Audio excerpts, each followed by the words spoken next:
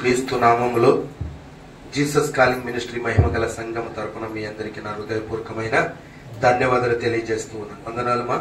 బాగున్నారా?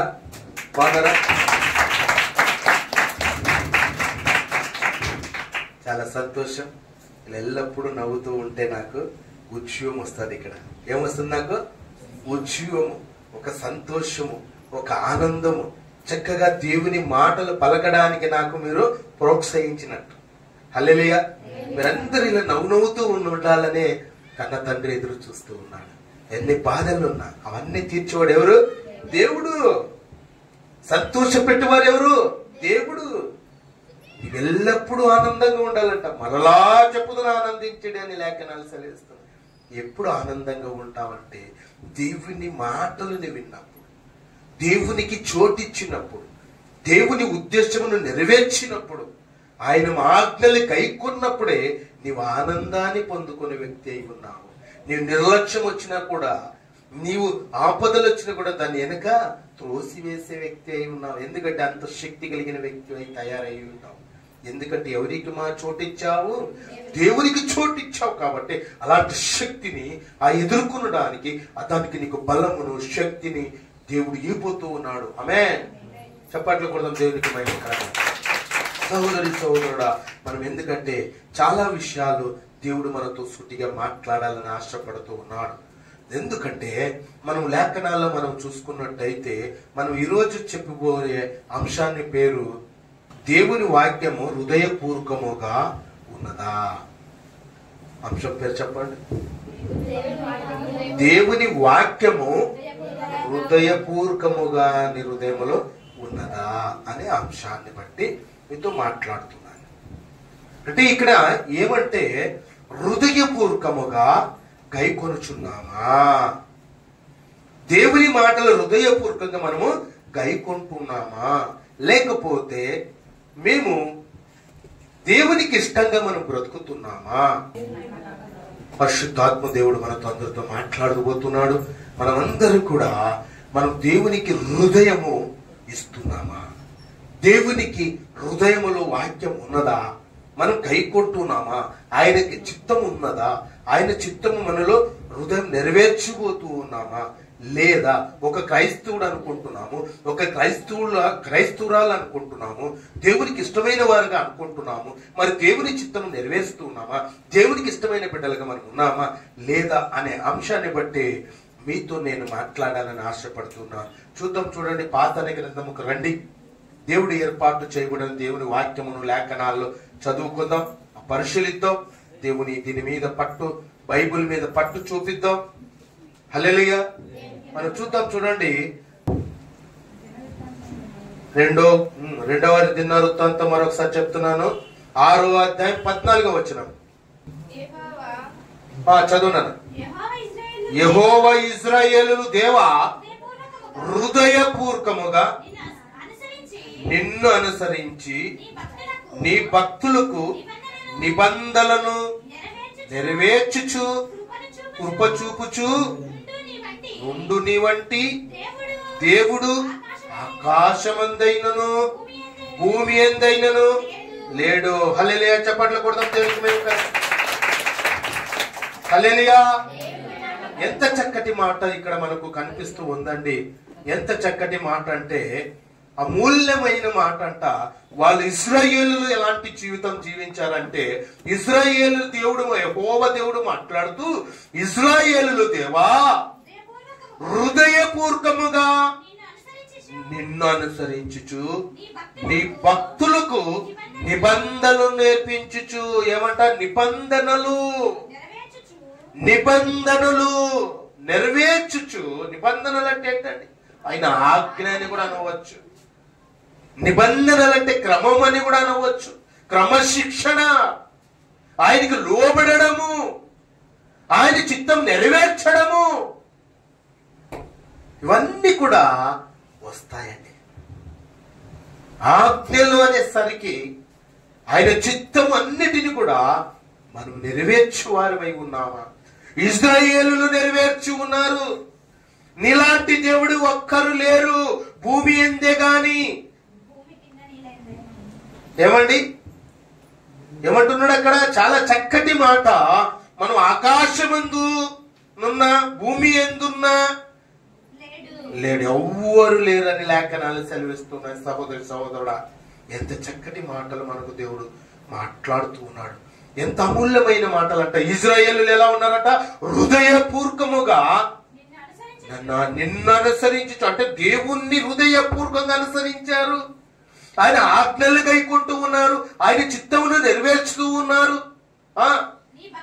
నీ భక్తులు ఏమైపోయారు? నెరవేర్చిన వారిని ఏమంటారంట? భక్తి పరులు. ఏమంట? నెరవేర్చిన వారు, ఆజ్ఞలు నెరవేర్చిన వారు, చిత్తమును నెరవేర్చిన వారిని ఏమంటారంట? భక్తిహీనులు, భక్తులు, శిష్యులు. యేసుక్రీస్తు ప్రభుకు కూడా ఎంతమంది శిష్యులు ఉన్నారు? 12 మంది శిష్యులు ఉన్నారు. సరేనండి, ఆ శిష్యులుగా ఉన్నారు. ఇక్కడ ఏమైనా భక్తులు. ఆ మాటలా గైకొన్నప్పుడు, ఆయన చిత్తాన్ని నెరవేర్చినప్పుడు, ఆయన ఆజ్ఞలు గైకొన్నవారు ఏమంటావు? వారు భక్తులు. భక్తులకు నిబంధనలు నెరవేర్చుచు. నిబంధనలున్నాయి. దేవునికి చట్టం ఉన్నది. ఆ చట్టములో నీవు పాసు కావాలి. ఈలోక చట్టాలున్నాయి. ఈలోక చట్టాలు నేను పట్టించుకోలేకపోవచ్చు. దేవుని చట్టం ఉన్నది. సహోదరి సహోదరుడా, ఆ చట్టములో నుండి నీవు తప్పించుకోలేవు. తప్పించుకుంటావా? తప్పించుకోలేవు. తప్పించుకోలేవు నీవు. ఈ లోకములో ఎన్నో నీవు తప్పించుకోవచ్చు.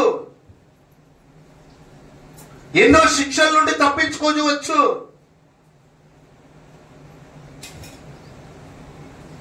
ఒక కోర్టు విషయం కావచ్చు, ఒక స్టేషన్ విషయం కావచ్చు, ఒక భూమి విషయంలో కావచ్చు. ఏది ఏమైనా నీవు తప్పించుకోవచ్చు ఏమో, కానీ లోకం చట్టాల నుండి, దేవుని చట్టము నుండి నీవు తప్పించుకోలేడు. సహోదరి సహోదరుడా, జాగ్రత్త. నిర్హృదయములో దేవుని ఆజ్ఞలు గైకొనే వ్యక్తి అయి ఉండాలి. ఆ హృదయములో వాక్యాన్ని దాచుకునే వ్యక్తి అయి ఉండాలి. ఎందుకు దాచుకోమంటున్నాడు దేవుడు? సార్, డబ్బు దాచుకున్నాను సార్, బంగారు దాచుకున్నాను సార్, అవైతే నాకు భవిష్యత్తు ఇస్తాయి, అదైతే నాకు అవసరాలు తీరుస్తుంది, నా కోసం రాబో తరాలకి భూములు తీసిపెట్టాను సార్. ఈ లోకానికి పరిమితముగా ఈ బంగారు కావచ్చు, ఈ డబ్బు కావచ్చు, ఈ లోక చట్టాలు కావచ్చు, ఇక్కడికే అంకితం అండి. నీకు మరొక లోకం ఉంది. నువ్వు ఎక్కడి నుంచి వచ్చావు అక్కడికి మళ్ళీ చేరవలసిన వారివై ఉన్నావు. ఆ లోకం గురించి చదివిస్తూ ఉన్నాడు దేవుడు. ఆయన ఆజ్ఞలు గైకొన్న వారై ఉండాలి. ఆయన భక్తులకు ఏం నేర్పిస్తున్నాడు? నిబంధనలు, క్రమశిక్షణలు నేర్పించుచు, కృపయు చూపుచు. ఏం చెప్పాడట? కృప చూపుచు నుండి నీ వంటి దేవుడు ఆకాశము నుండును భూమి ఎందును లేడు. తీర్చేశారు. హల్లెలూయా, చప్పట్లు కొడదాం దేనికి. ఎంత చక్కటి మాట మనకు దేవుడు మనకు మాట్లాడుతున్నాం. మరొక మాట మీకు గుర్తు చేయాలని ఆశపడుతున్నాం. సామెతలకు రండి.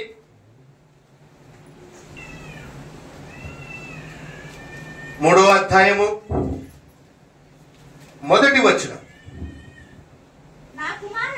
నా కుమారుడా, నా ఉపదేశమును మరవకుము, నా ఆజ్ఞను హృదయపూర్వకముగా గైకొనము. చప్పట్లు కొడదాం దేవునికి మహిమ. హల్లెలూయా, హల్లెలూయా. మరొకసారి చదువు మాట. నా కుమారులారా, నా కుమారులారా, నా ఉపదేశములు మరవద్దు.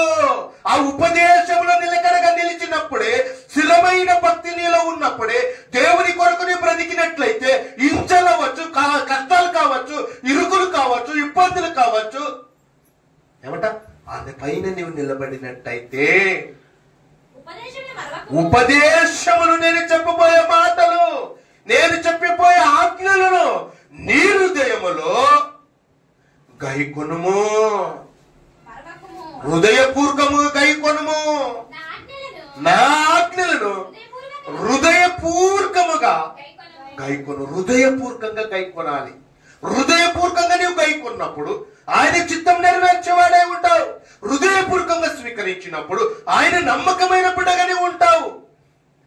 హృదయపూర్వకంగా వాక్యానికి చోటిచ్చినప్పుడు నా అంతటి వాడు, నేను పరిశుద్ధుడు గనక నా బిడ్డలను పరిశుద్ధులై ఉందురు. ఆయనతో పోల్చుకుంటాడు.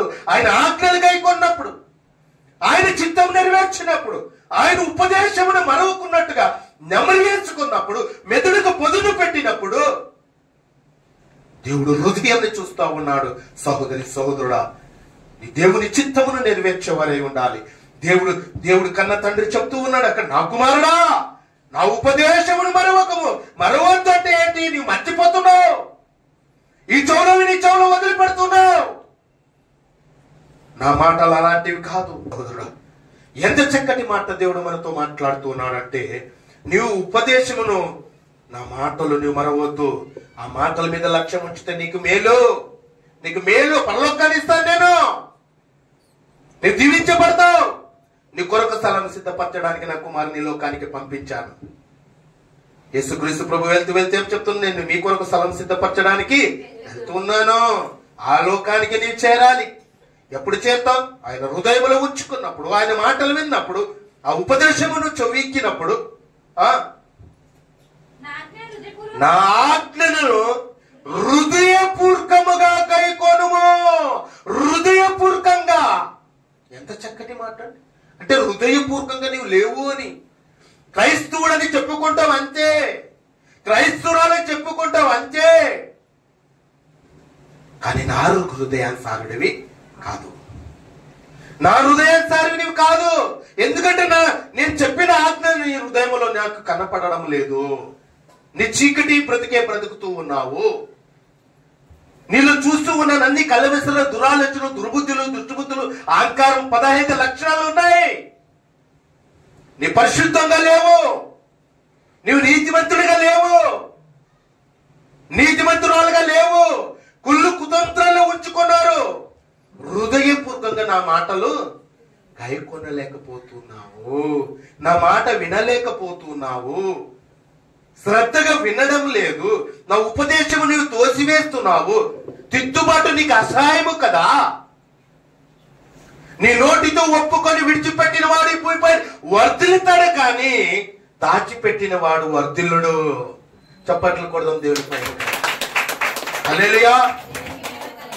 ఎన్నెన్నో దేవుని మాటలు విన్నవారు చాలా చక్కగా దేవుని కృపను బట్టి పరలోకానికి దేవుడు తీసుకొని పోయినట్టుగా 5 మందిని చూస్తూ ఉన్నా. చప్పట్లు కొడదాం దేవుని. చెప్తున్నాడు, నా ఆజ్ఞలు గైకొనము. రెండవ మాటగా, మూడో మాట మీకు గుర్తు చేయాలని ఆశపడుతూ ఉన్నాను. కీర్తనలకు రండి. కీర్తనలు 119వ అధ్యాయము 145వ వచనం. యెహోవా హృదయపూర్వకముగా నేను మొరపెట్టుచున్నాను. నీ కట్టడలను నేను గైకొనున్నట్లు ఏమంట?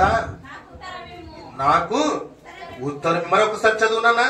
యెహోవా హృదయపూర్వకముగా నేను మొరపెట్టుచున్నాను. నీ కట్టడలను నేను గైకొనుచున్నట్లు నాకు ఉత్తరమేమో. ప్రభువా, నేను నీ మాటలు వింటున్నాను ప్రభువా. ప్రభువా, నీ మాట తోసివేయును ప్రభువా, నీవు ఆజ్ఞాపించు ప్రభువా అని చెప్పి అక్కడ చెప్తూ వచ్చి ఉన్నాడు. ఎవరు అక్కడ? మనకక్కడ మాట్లాడుతూ చెప్తూ ఉన్నాడు, నీ కట్టడలను నేను గైకొనున్నట్లు నాకు ఉత్తరమేమో ప్రభువా. నేను గైకొంటాను ప్రభువా. ప్రభువా, నా మాట నీ మాట నేను వింటాను ప్రభువా. ప్రభువా, ఆజ్ఞాపించు ప్రభువా. నేను నమ్ముతాను ప్రభువా. నేను అడుగు చెడులో నడుస్తాను ప్రభా. నీ భక్తి జీవితంలో నేను నడుస్తాను ప్రభా. 60-70 సంవత్సరాలు నాకు ఆయుష్ ఇచ్చావు ప్రభా. నేను నీ అడుగు చెడులో నడుస్తాను ప్రభా. నాకు ఉత్తరమే ప్రభా. రిక్వెస్ట్ చేస్తున్నాడు దేవునికి, రిక్వెస్ట్ చేస్తున్నాడు కన్న తండ్రికి. యెహోవా దేవునికి రిక్వెస్ట్ చేస్తున్నాడు, ప్రభువా. మరొకసారి చదువుమా. యెహోవా హృదయపూర్వకము. చూసావా అక్కడ ఏమంటున్నాడు? హృదయము చాలా ప్రాముఖ్యమైనది. హృదయపూర్వకముగా నేను మొరపెట్టుచున్నాను. హృదయపూర్వకంగా ఏం చేశాడట ఆయన? మొరపెట్టుచున్నాడు. నీ కట్టడలను నేను గైకొనున్నట్లు నాకు ఉత్తరమేమో. నేను గైకొనున్నట్లు నాకు ఉత్తరమే ప్రభువా. మరి ఉత్తరం ఇకపోతే ఏమైతాడు ఆయన? ఏమైతాడు? ఉత్తరం ఇకపోతే ఏమైతాడమ్మా? జవాబు రాకపోతే ఏమైతాడమ్మా? ఎగ్జామ్ రాస్తే పాస్ కాకపోతే ఏమైతాడమ్మా? చూసావా? ఆ గమ్యాన్ని చేరగలరా? చేరతారా? చేరలేరు. అందుకే రిక్వెస్ట్ చేస్తున్నాడు, ప్రభువా నేను అనవసరమైన జీవితాన్ని నేను జీవించలేను ప్రభువా, నువ్వు ఆజ్ఞాపించు ప్రభువా, నీ చిత్తం నేను నెరవేరుస్తాను ప్రభువా, నేను భయభక్తులు కలిగి ఉంటాను ప్రభువా, నీ ఆజ్ఞ నీవు ప్రభువా అని అక్కడ ఆ వ్యక్తిని నేను తండ్రి ఆయన దేవునికి మొరపెట్టినట్టుగా మనం చూస్తున్నాం. మూడో మాట ఏమంటున్నాడు? మరొక మాట మనం చూద్దాం. చూడండి, 4వ మాటలోకి వెళ్దాం. టోటల్ 7 మాటలు మీతో 78వ అధ్యాయం కీర్తనలు 78వ అధ్యాయం 34వ వచనం. ఆయన సంచరించినప్పుడు వారిని ఆయన సంచరించినప్పుడు వారు ఆయనను వెతికిరి. వారు తిరిగి హృదయపూర్వకముగా దేవుని బతిమలాడుకొనిరి. వారిని ఆయన సంచరించినప్పుడు వారు ఆయనను వెతికిరి. ఏమైనంట? వెతికారు. ఏం చేశారంటమ్మా? వెతికారు. ఎవరిని ఎదికారు? అక్కడ ఎవరిని ఎదికారు? దేవుణ్ణి ఎదికారు. దేవుని ఎదికారు. ఇక్కడ ప్రభువా ఆజ్ఞాపించు అన్నాడు, ఇక్కడ ఎదుగుతూ ఉన్నారు. ఎందుకంటే తప్పిపోయారు. వాళ్ళు వెనక్కి తిరిగారు. భక్తి జీవితం లేదు, ఆ బ్రతుకులో లేదు, దేవునికి ఇష్టానుసారంగా లేదు, ఆయన నచ్చిన బిడ్డలుగా లేరు. అందుకొరకే ఆయన ఏం చేస్తున్నారంట? ఎదుగుతూ ఉన్నారు. ఎందుకంటే నేనే మార్గము, నేనే సత్యము, నేనే జీవము, నా ద్వారా తప్ప తండ్రి ఎద్దకు ఎవడు రాడు. కాబట్టి ఆయన ఎదుగుతూ ఉన్నారు. ప్రభువా నీవుండు స్థలములో మేమును ఉంటాము ప్రభువా, పాపిష్ట జీవితం బతికాము ప్రభువా, ఎందుకో నా తండ్రి అని వెనక్కి తిరిగిపోయాము, అపవాదికి దాసులైపోయాము, అపవాది బిడ్డలైపోయినాము. అందుకే ప్రభువా నేను ఎదుగుతూ ఉన్నాము. ఎక్కడే దొరకలేకపోతున్నావే, ఎక్కడ ప్రభువా మీరు ఎక్కడున్నారన్నట్టుగా అక్కడ రిక్వెస్ట్ చేస్తూ ఆయన అక్కడ మొరపెట్టినట్టుగా వెతుకుతూ వచ్చారంట. వెతికిరి. వారు తిరిగి హృదయపూర్వకముగా దేవుడు బతిమాలుకొనిరి. చప్పట్లు కొడదాం దేవునికి మేము కరెక్ట్ గట్టిగా. ఆయన హృదయపూర్వకంగా అడుగుచూ ఉన్నారు, హృదయపూర్వకంగా మొరపెడుతూ ఉన్నారు, హృదయపూర్వకంగా ప్రభువా మీరు ఎక్కడున్నారయ్యా? మా జీవితాలు నశించిపోతున్నాయి, మా జీవితాలు బ్రతుకులు కొట్టుమిట్టులాడుతూ ఉన్నాయి, సునామీ మాదిరిగా మా కుటుంబాలు సమాధానం లేకున్నట్టు ఉన్నారు, సునామీ లాగా సాతాను కర్చించి సింహముల తిరుగులాడుచూ ఉన్నాడు. నేను వెనక్కి తిరిగాము ప్రభువా, నిన్ను వదిలిపెట్టాము ప్రభువా. అయ్యా నీవెక్కడున్నావయ్యా? అయ్యా నీవు కనిపించయ్యా, మాకు కృప చూపించే దేవుడు, మా జీవితాన్ని మార్చేవాడివి, మా బ్రతుకులు మార్చేవాడివి. తెలియక చేశాను, తెలిసి చేసి ఉన్నాను, మేము వెనక్కి తిరిగిపోయాం ప్రభా, నీవెక్కడున్నావు ప్రభువా అని చెప్పి అక్కడ ఏం చేస్తున్నాడంట? వారు తిరిగి హృదయపూర్వకముగా దేవుని బతిమాలుకొనిరి. బతిమలాడుతూ ఉన్నారు దేవుని. అక్కడ చూడు ఎంత చక్కటి మాట, దేవుని బతిమాటలను మాట్లాడుతూ అక్కడ ఉన్నారు. అక్కడే చూడండి, కొత్త గ్రంథానికి రండి, అక్కడ ఒక మాట మనకు సమాధానం దేవుడు ఇస్తూ ఉన్నాడు. రోమా అపోస్తలులైన పౌలు రోమీలకు రాసిన పత్రిక రోమా, అక్కడే చూద్దాం. చూడండి 6వ అధ్యాయం 17వ వచనం. 6వ అధ్యాయము 17వ వచనము సమాధానం మనకిస్తూ ఉన్నాడు. చూడమ్మా. మీరు పాపములకు దాసులై ఉంటిరి గనక గాని ఏ ఉపదేశ క్రమమునకు మీరు అప్పగింపబడితురో దానికి హృదయపూర్వకముగా లోబడిన వారైతిరి. హల్లెలూయా. ఏమయ్యారంటే అక్కడ బతిమలాడుకున్నారు, అక్కడ బతిమలాడుకున్నారు, రిక్వెస్ట్ చేశారు. నువ్వు తప్ప నాకు ఎవరు ఈ లోకంలో భూమిపైన గాని దేవుడు ఎవ్వరు లేరనే మాట మనం చదువుకున్నాము. ఇక్కడేమంటున్నారంటే వాళ్ళ జీవితాలు ఎలా ఉన్నాయంటే, వాళ్ళ బ్రతుకులు ఎలా ఉన్నాయంటే, చదవమో మరొకసారి 17వ వచనం, మీరు పాపములకు దాసులై ఉంటిరి. చప్పట్లు కొడదాం దేవునికి మహిమకరంగా గట్టిగా. మీరేమై ఉన్నారంట? పాపములకు దాసులై, పాపాత్ములకు దాసులు, కుమారులు కుమార్తెలు అయి ఉన్నారు. నా మాట వినలేదు, నా మాట గైకొనలేదు. ఎంత చక్కటి మాటలు దేవుడు మనతో మాట్లాడుతున్నాడు. సహోదరి సహోదరుడా, ఇక్కడ ఏమై ఉన్నారంట? పాపష్టంలో అక్కడ మీరు పాపములకు దాసులై ఉంటేరి గాని ఏ ఉపదేశ క్రమమును మీరు అప్పగింపబడితిరో దానికి హృదయపూర్వకముగా లోబడిన వారై పాపము నుండి విమోచింపబడి నీతికి దాసులైతిరి. ఇందుకు దేవునికి స్తోత్రము. అక్కడ ఒక కృప చూపినట్టుగా మనం చూస్తూ ఉన్నాం. వాళ్ళందరికీ కూడా రిక్వెస్ట్ చేయడం వల్ల, వాళ్ళు పాపములు ఒప్పుకున్న వల్ల, అవన్నిటినీ కూడా ప్రాయశ్చిత్తంగా దేవుడు ఏమిచ్చాడు నాయనా? దేవునికి స్తోత్రం కలిగించడానికి అవకాశం మరొకసారి ఇచ్చాడని నీతికి దాసులైతిరి. అప్పుడు ఏమై ఉన్నారు? దాసులు, పాపములకు దాసులయ్యారు. మరి యేసుక్రీస్తు ప్రభు దగ్గరికి వచ్చి ఆయన ఎక్కడున్నాడో వెతుకుతూ, ఆయన ఎంబడిస్తూ, విశ్వాసం కలిగిన బిడ్డలుగా, హృదయపూర్వకంగా ఉన్న బిడ్డలుగా ఉండి ఏమయ్యారంట? నీతికి. చూసావా? ఎటువంటి పాపినైనా, ఎటువంటి పాపస్తురాలైనా, ఎంత వ్యభిచారి అయినా, ఎంత దొంగ అయినా, ఎంత లోబి అయినా, అన్నిటిని కూడా నీ క్షమాపణ కోరితే దేవుడు ఏమిస్తాడు? క్షమాభిక్ష పెట్టేవాడే ఉన్నాడు. చప్పట్లు కొడదాం దేవుడికి. 4 మాటల్లోకి వెళ్దాం. కీర్తనలు 15వ అధ్యాయము, కీర్తనలు 15వ అధ్యాయము 2వ వచనంలో మనకు ఒక మాట కనిపిస్తుంది. చదవండి. ఇక్కడ నీతికి దాసులయ్యారు, యథార్థమైన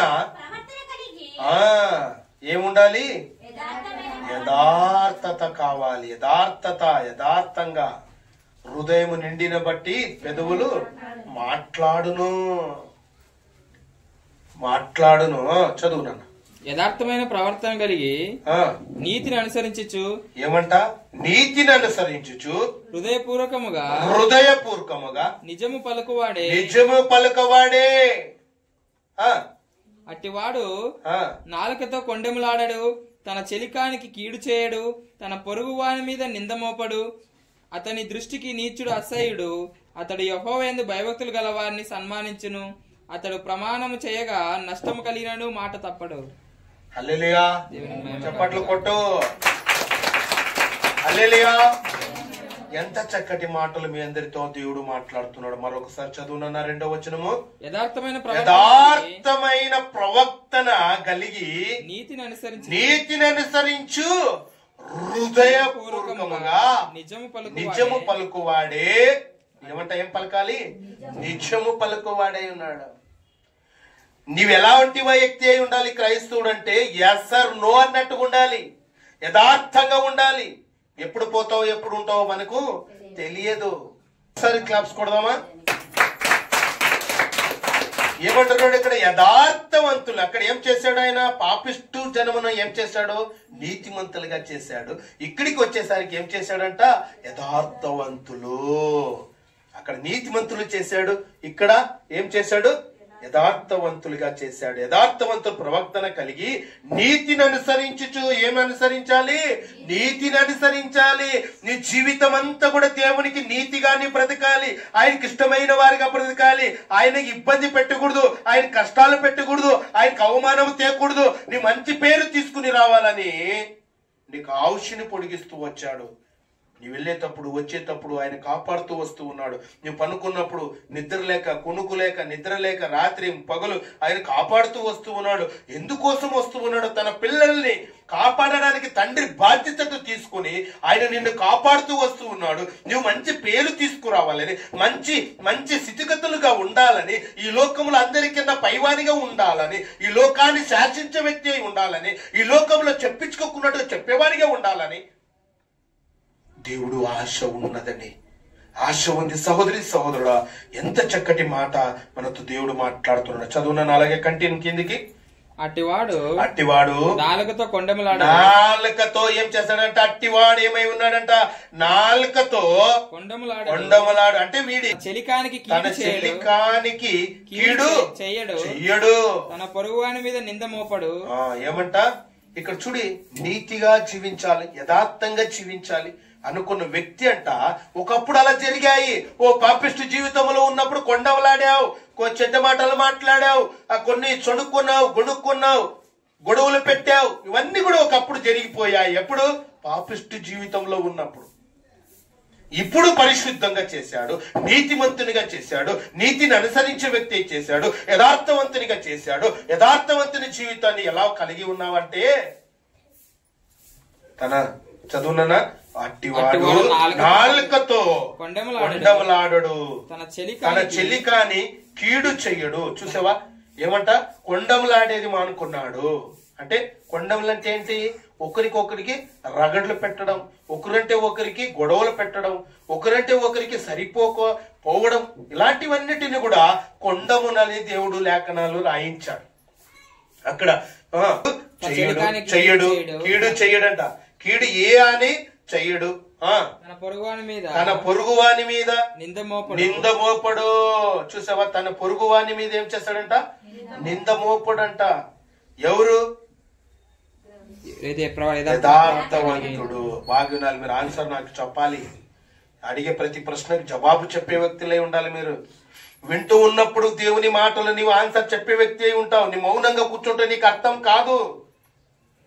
దేవుని మాటలు నీ నోటి నుండి పలికితే నీ నోరుని దేవుడు నింపేవాడే ఉన్నాడు. చప్పట్లు కొడదాం దేవుడికి. హల్లెలూయా. ఆసక్తి కలిగి వినాలి, వేగిల పడాలి వాక్యం వినడానికి. అర్థమవుతుందా? అర్థమవుతుందా? ఏదో వచ్చారని అరకథలు అనుకుంటున్నారా? కాదండి. నేను పరలోకాన్ని చేర్పించే మాటలు ఇవి. నీ జీవితాన్ని మార్చే మాటలు, నీ బ్రతుకును మార్చే మాటలు. నీ బ్రతుకు మార్చి నీ దేవునికి ఇష్టంగా బతకడం, స్వరూపంలో నడిపించే ఆత్మ, నేను పరలోకం నడిపించే ఆత్మ ఉన్నది. అందుకే యేసుక్రీస్తు ప్రభుత్వం ఏ యొక్క ఆదరణకర్తని మీకు మన మధ్యలోకి పంపిస్తున్నాను. ఆన్సర్ దొరికిందా? వచ్చింది ఆన్సర్? ఎస్ ఆర్ నో అండి? మరి చప్పట్లు కొడదాం మహిమపరంగా. హల్లెలూయా. ఎంత చక్కటి మాటలు మనందరితో మాట్లాడుతున్నది. ఎవరికో కాదండి ఈ మాటలు, మీకే, మీ అందరికీ. అర్థమవుతుందా? సహోదరి సహోదరుడా, ఎంత చక్కటి మాటలు మనతో మాట్లాడుతూ ఉన్నాడు దేవుడు. పరిశుద్ధాత్మ దేవుడు ఎంత లేఖనాలు ఏమంటారు? హృదయపూర్వకముగా నిజముగా పలుకువాడంట. ఎంత చక్కటి మాట. యథార్థవంతుని గురించి మనం విన్నాం. యథార్థవంతునికి అయితే కొండాలు కూడా పెట్టడు, గొడవలు పెట్టడు, అసూయపడడు, ఇరుగు పొరుగు వారి మీద నిందలు కూడా వేయడు. అలాంటి వ్యక్తిగా యథార్థవంతునిగా చేయాలని దేవుడు కోరుతూ ఉన్నాడు. 5వ మాటలోకి మనం వెళ్దాం. చూడండి, 1 పేతురు 1వ అధ్యాయము 23వ వచనం. మీరు క్షయబీజము నుండి కాక శాశ్వతముగా జీవము గల దేవుని వాక్య మూలముగా అక్షయ బీజము నుండి పుట్టింపబడిన వారు గనుక నిష్కపటమైన సహోదర ప్రేమ కలుగునట్లు మీరు సత్యమునకు విధేయులవుట చేత మీ మనసులను పవిత్రపరచుకొనిన వారై ఉండి ఒకరినొకడు హృదయపూర్వకముగాను మికటముగాను ప్రేమించుడి. హల్లెలూయా. దేవునికి మహిమ కలుగును. హల్లెలూయా. దేవునికి మహిమ కలుగును. మరొకసారి చదువునన్న మాటలు.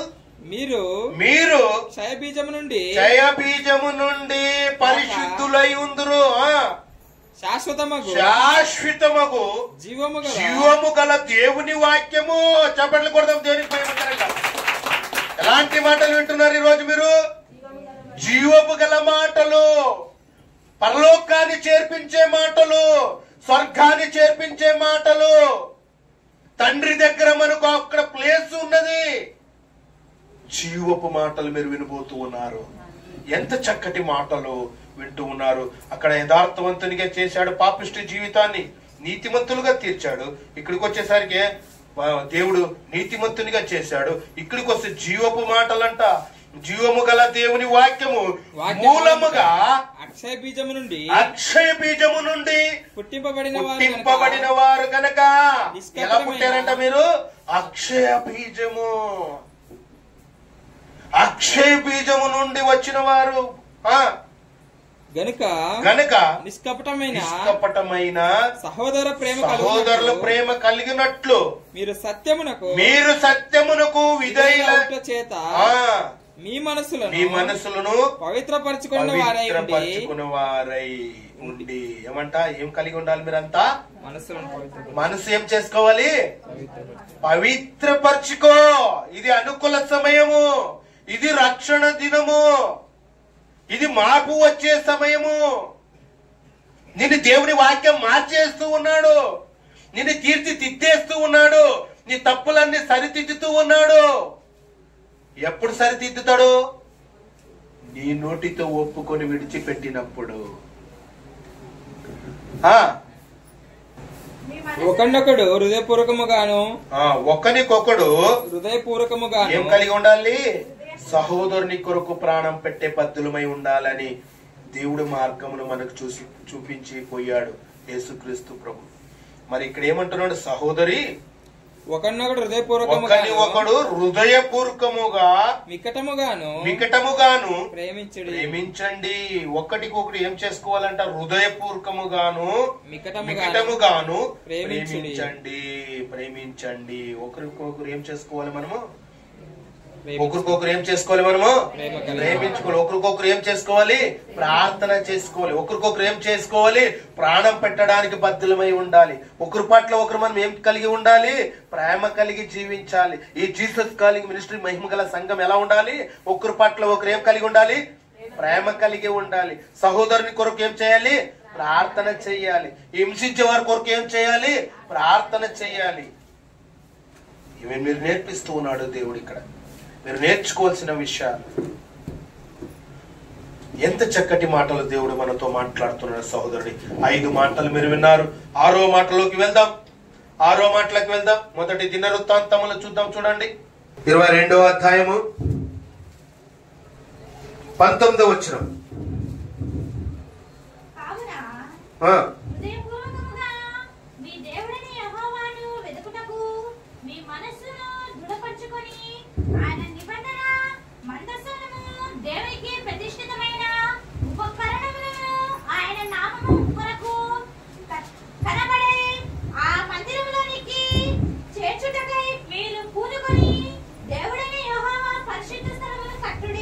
హల్లెలూయా.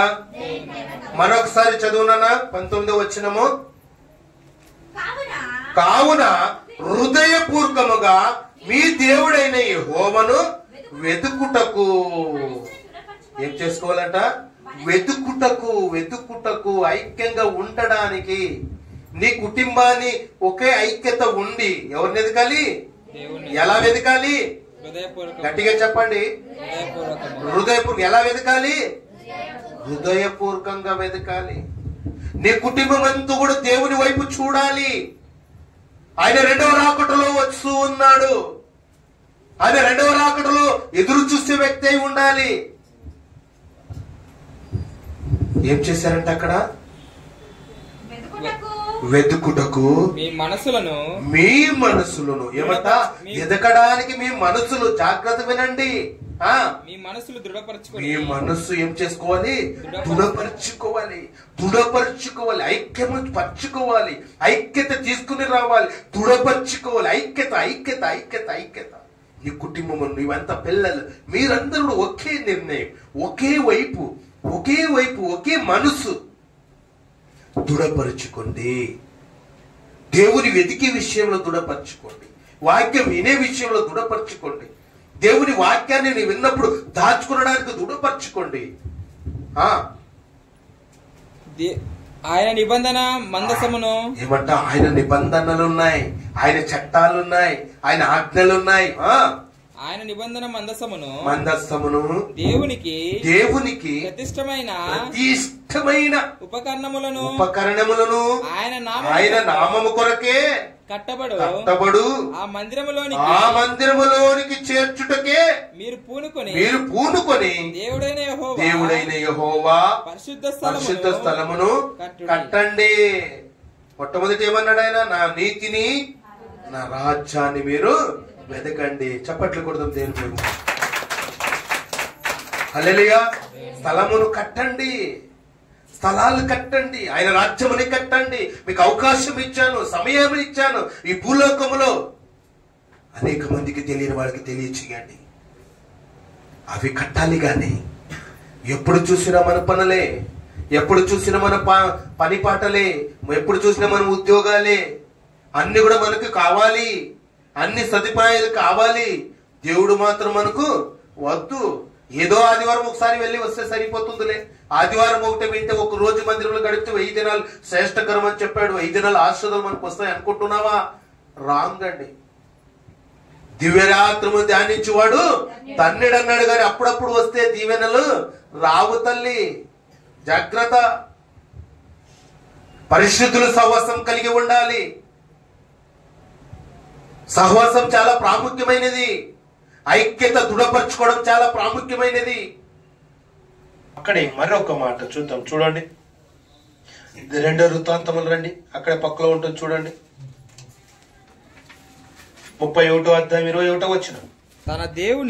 తన దేవుని ఆశ్రయించుటకై ఏమంట? తన దేవుణ్ణి ఆశ్రయించటానికి వేగిలపడాలి, తొందరగా రావాలి, ఆయన వెతకాలి, ఆయన జ్ఞానాన్ని నేర్చుకోవాలి. నీకున్నదంతా ఇచ్చి ఏం చేయమన్నాడు? జ్ఞానం నేర్చుకుని. ఆయన ఉన్నదంతా ఇచ్చి ఏం చేయాలట? జ్ఞానం నేర్చుకో. అంటే దీనంతా ఇదంతా వేస్ట్, వట్టిది, ఇవన్నీ నశించిపోయేటివి, ఇవన్నీ కూడా నువ్వు ఇచ్చి జ్ఞానం, దేవుని జ్ఞానం, దేవుని మాటలు, మధురమైన మాటలు, జుంట తేనె కంటే మధురమైనవి, నీ స్వర్గాన్ని చేర్పించేది జీవవాక్యమును చేత పట్టుకుని లోకములోని జ్యోతిగా నీవు నిలబడాలని దేవుని ఆశపడుతూ ఉన్నాడు. క్లాప్స్ కొడదాం దేవునికి మహిమకరంగా. సహోదరి సహోదరుడా, ఎంత చక్కటి మాట. తన దేవుని ఆశ్రయించుటకై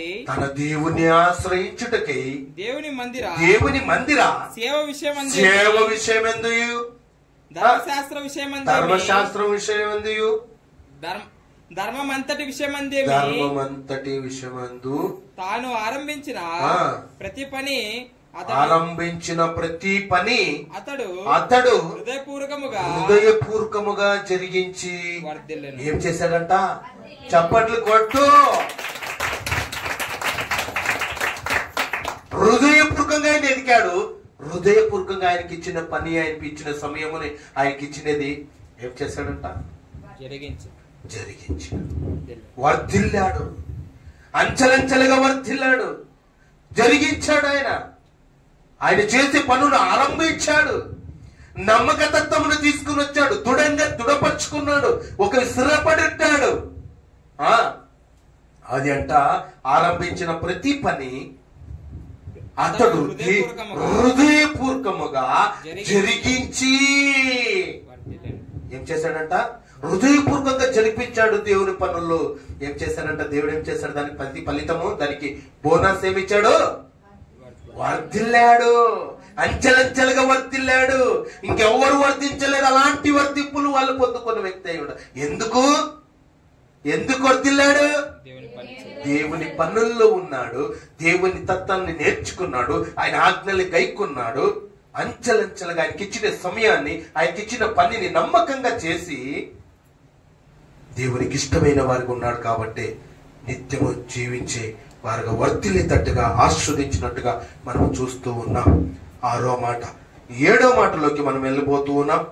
చివరి మాట నిర్గమకాండముకు రండి. నిర్గమకాండము పాత గ్రంథము 29వ వచనం. మోషే చెయ్యవలెనని యెహోవా ఆజ్ఞాపించిన పనులన్నిటి కొరకు ఇశ్రాయేలులు పురుషులేమి స్త్రీలలేమి ఎవరి హృదయములు వారిని ప్రేరేపించును వారందరూ మనస్ఫూర్తిగా యెహోవాకు అర్పణలు తెచ్చిరి. చప్పట్లు కొడదాం దేవునికి మహిమకరంగా. ఏం చేశారంట? స్త్రీలని పురుషులని భేదము లేకున్నట్టు దేవుని దగ్గరికి ఏం తెచ్చారంట? అర్పణలు. అర్పణలు అంటే ఏంటి? దశభాగాలు కావచ్చు, పండించిన పంటలో కావచ్చు, నీకొచ్చిన సంపాదనలో 10వ వంతు కావచ్చు. ఏమండి? అర్పణలు తెచ్చారంట. ఎందుకు? దేవుని సేవ జరగాలి, దేవుని పరిచర్య జరగాలి, ఆయన రాజ్యాన్ని కట్టాలి. ఈ ఐశ్వర్యమును అనుభవించడానికి ఇచ్చిన వారు ఎవరు? దేవుడే. దేవుడిచ్చినది మనము దొంగలించకూడదు. ఇశ్రాయేలులందరూ కూడా పాటించారు. కాబట్టి పాతన గ్రంథంలో ఉన్నవారు దశోభాగాలు కానుకలు అన్ని కూడా తెచ్చారు. కొత్తన గ్రంథానికి వెళ్ళేసరికి అధికముగా మీరు ఇవ్వాలని లేఖనాలు రాసి ఉన్నారు. హల్లెలూయా. అంటే దశోభాగాల కన్నా అధికముగా, అంటే నీకు ఎక్కువ, నీవెంతనయ్యు. అర్థమవుతున్నాయి? అర్పణలు తెచ్చి సమర్పించినట్టుగా మనం చూస్తున్నాం. మరి అలా సంఘంగా మీరు ఉన్నారా?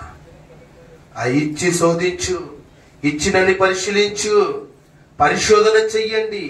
వేలు మీరు ఖర్చు పెడుతున్నారు, కానీ దేవునికి ఇవ్వలేని ఆశోధనలు మీరు పోగొట్టుకుంటున్నారని దేవుడు, పరిశుద్ధాత్మ దేవుడు మీతో సూటిగా మాట్లాడుతున్నాడు. సహోదరి సహోదర, ఎంతైనా ఖర్చు చేయగలవు, ఎంతైనా పెట్టగలవు. నీకోసం ఎంతైనా తాపత్ర పడుతూ ఉంటావు. దేవుని పని కోసం నువ్వు పడడము లేదు. ఎందుకంటే హృదయము చూస్తూ ఉన్నాడు, ఆ హృదయమును చూస్తూ ఉన్నాడు దేవుడు. అర్థమవుతుందా? మరి ఇచ్చి శోధించిన వ్యక్తులు ఆస్వాదించబడి వర్ధిల్లి తట్టుగా చేసి ఉన్నాడు దేవుడు. మరి మీరును దేవుని వాక్యాన్ని విన్నవారు ఈ మహిమగల సంఘములో మహిమకరంగా మీరు ఉండాలంటే ఏం తేవాలి? దశభాగాలు తేవాలి. దేవునికి సమర్పించే వారిపై ఉండాలి. 7 మాటలు మనం విన్నాం. 7 మాటలు మరొకసారి గుర్తు చేస్తూ ఉన్నాను. మొట్టమొదటి మాట, హృదయపూర్వకముగా గైకొనము. ఏమంట? చెప్పండి, అందరూ పలకండి. హృదయపూర్వకముగా గైకొనము, మొట్టమొదటి మాట. రెండో మాట, హృదయపూర్వకముగా ఆజ్ఞలు గైకొనము. మూడో మాటగా హృదయపూర్వకముగా మొరపెట్టవలెను. హృదయపూర్వకముగా మొరపెట్టవలెను. హృదయపూర్వకముగా లోబడాలి. ఈ 4 మాటలు, ఈ 3 మాటలు చెప్పుకున్నాం. మొట్టమొదటి మాట ఏంటంట? హృదయపూర్వకముగా గైకొనాలి, హృదయపూర్వకముగా ఆజ్ఞలు గైకొనాలి. రెండవ మాట. మూడో మాట, హృదయపూర్వకంగా మొరపెట్టాలి, హృదయపూర్వకముగా నిజము పలకాలి. వచ్చి హృదయపూర్వకముగా ప్రేమించాలి. ఆరో మాటగా హృదయపూర్వకముగా పని పూనుకున్న పని జరిగించాలి. పని పూర్తి జరిగించాలి. ఆరో మాట. ఏడో మాట వచ్చేసి హృదయపూర్వకముగా అర్పణలు ఇవ్వాలి. మరి ఇవన్నీ కూడా 7 మాటలు మీ నోటి ద్వారా పలికిన మాటలు దేవుడు విన్నాడు. సహోదరి సహోదరుడా, ఈ క్రమము, ఈ ఆజ్ఞలు ఆయన చిత్తమును నెరవేర్చువారు అయి ఉండి మహిమగల సంఘములో మహిమకరంగా మీరు మీ కుటుంబాలు ఆస్వాదించబడాలని హృదయపూర్వకంగా నేను నమ్ముచూ ఉన్నాను. మీరందరూ అలా వర్ధిల్లాలని, ఆయన ఎలా అయితే వర్ధిల్లాడో అలా వర్ధిల్లాలని, అంచెలంచెలుగా మీరు మీ కుటుంబాలు, మీ పిల్లలు, మీ స్థితిగతులు మారాలని హృదయపూర్వకంగా కోరుకుంటూ ఈ వాక్య భాగాన్ని నేను ముగిస్తున్నాను. దేవుని వాక్యం దీవించి బలపరచును గాక. ఆమేన్.